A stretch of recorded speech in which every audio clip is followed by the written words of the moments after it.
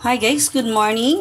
This is Mama C again. So another pacham recipe, hindi naman pacham talaga. So ngayon lang tayo nagising at bumangon guys. Nagising tayo kanina, natulog lang tayo ulit. So meron tayong lumang tinapay, sliced bread. Hindi naman siya tulog luma. Kapon ko lang siya nabili.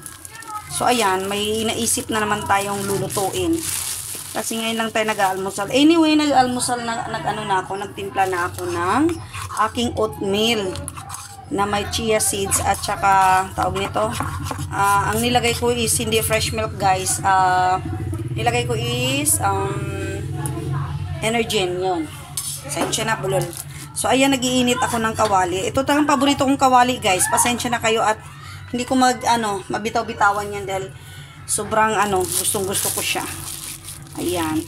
So mag-init lang ako ng kawali. Instead na maglalagay ako ng margarine. Wala kasi tayong malaking margarine ngayon. Ito lang. Yan.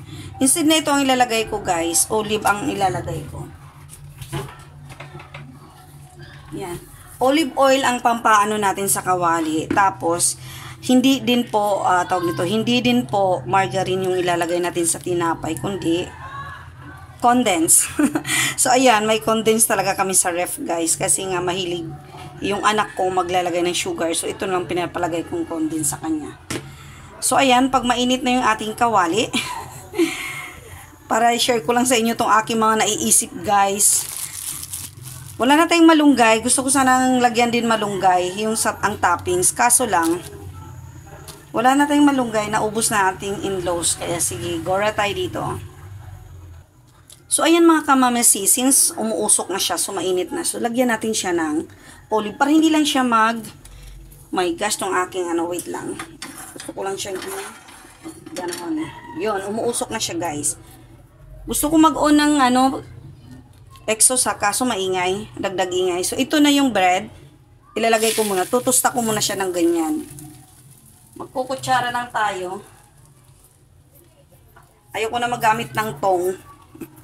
'Di ba? So ayan, tutusta lang natin siya guys. So ang bilis naman nasunog ng ating bread. So ayan, sunog na siya.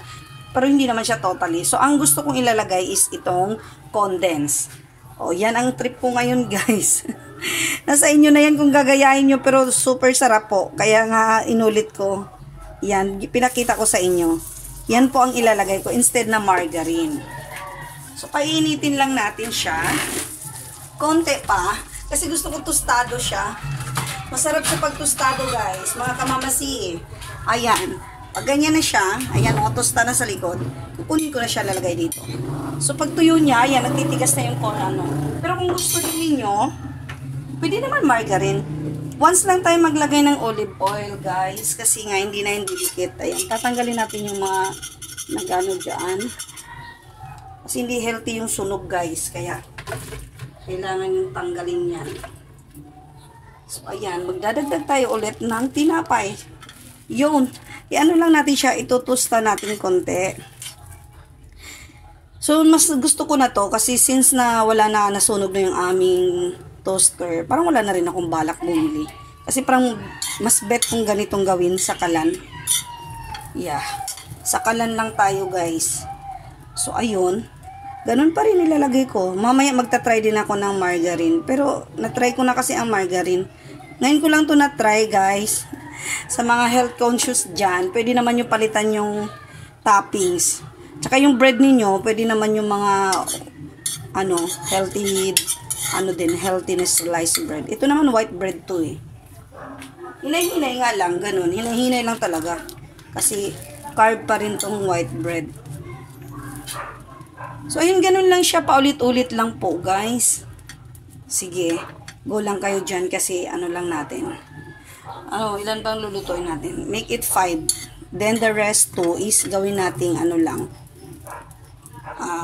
margarine. Pinakita ko lang talaga sa inyo tong ginagawa kong condense yung ita-toppings kasi hindi naman siya usual. Usual talaga ginagawa ko is margarine. Yun. Kasi mahilig yung mga anak ko sa toasted bread. Ayun, nagugustuhan nila. So ngayon ang gagawin natin, 2 margarine ang ilalagay natin. Ayun, super ingay talaga sa amin dito sa baba, guys. Lalo na pagka So, ang usual kong ginagawa ganito, guys. Okay. Sa margarine naman tayo, papakita ko sa inyo. Kasi naubusan tayo ng malaking margarine. Buti na lang naka-prepare tayo ng sachet na margarine. Ayun, ilalapat ko na. Ganito, malinis pong kamay ko guys ha.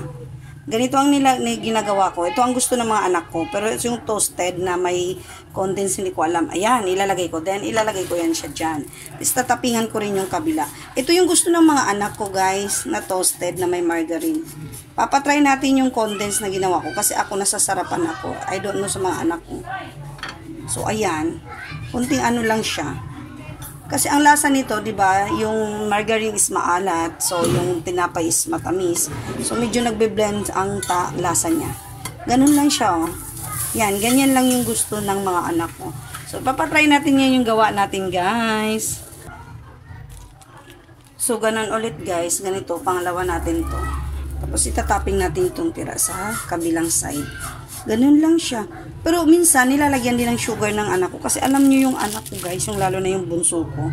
Pag matamis, sobrang tamis naman. Pag maalat, sobrang alat naman. Hindi ko nga siya maintindihan guys kung bakit siya ganun. Yung aking nag-iisang babae. Mahilig sa mga kung ano-ano.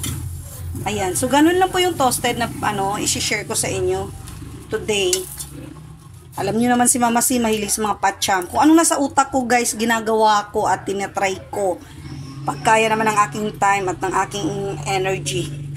Ganon tayo guys. At pasensya na kayo sa ingay ng aking kapaligiran. So ayan lang siya. 'Di ba? So ating ita-try. Papatry natin mamaya sa ating Junakis. So this is it.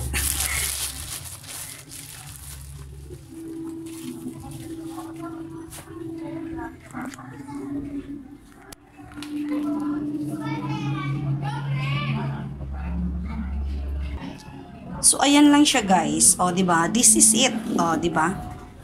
Yan po ang aking ipapatry sa aking mga anak. Ito yung usual na kinakain ng aking mga anak guys. Sobrang ingay talaga. Pasensya na po. Ito, yung toasted na may margarine. Ito ipapatry natin guys. O, kasi condensed yung nilagay ko dyan. So, ayan. Thank you lang. Thank you sa panood sa aking video. Thank you guys for supporting me. Then, ito lang pala ang aking almusal. Ayan. Balik tayo sa oatmeal guys, kasi nung nagra-rice ako, my gosh, bumigat ang ating pakiramdam at umihingal tayo. So, this is a final toasted bread by Mama C. Thank you for watching guys. God bless everyone. At ingat kayo palagi. Love you.